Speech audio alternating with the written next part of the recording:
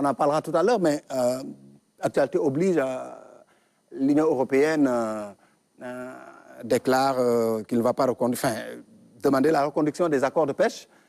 Surprise, bien de toute façon, l'État du Sénégal avait déjà décidé de ne pas donner suite à...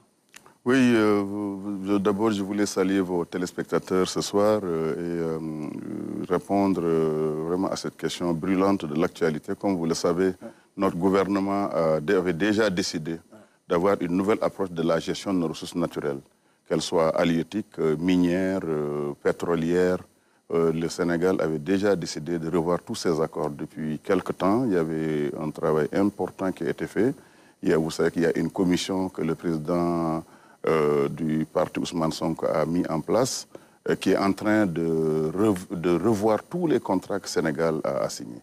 Et c'est des dizaines et des dizaines de contrats, dont celui-là, évidemment, le Sénégal a déjà pris cette initiative et effectivement l'Union européenne a annoncé eux aussi qu'ils veulent revoir ces contrats-là. Donc c'est en tout cas dans une décision qui a déjà prise par notre gouvernement et nous allons voir dans les prochains jours. Le ministre du Commerce, c'est dans l'intérêt du tissu industriel national, c'est une réappropriation des ressources. On va vers une réappropriation de ce potentiel économique. C'est la doctrine même de notre gouvernement.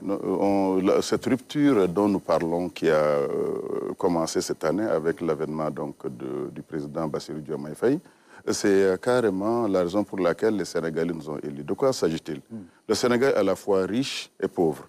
Et le Sénégal est riche d'abord de son phosphate, qui depuis pratiquement une vingtaine, trentaine d'années est en train d'être exploité, sauf que ça n'a pas servi au Sénégal. C'est exploité sous forme d'engrais, d'acide phosphorique, exporté en Inde et transformé sur place et qui sert à produire... Exporté vers le Sénégal. Et voilà, réexporté vers le Sénégal. Mais mieux que ça, ça sert à produire du riz que le Sénégal rachète. Voilà, donc ça, c'est l'un des exemples les plus connus. L'autre, c'est la pêche.